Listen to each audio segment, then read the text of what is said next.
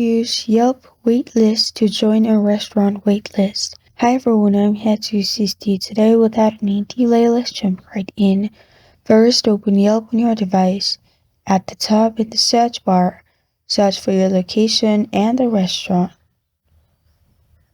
Then you'll find all the restaurants pop up. Simply select the restaurant you want to join waitlist of.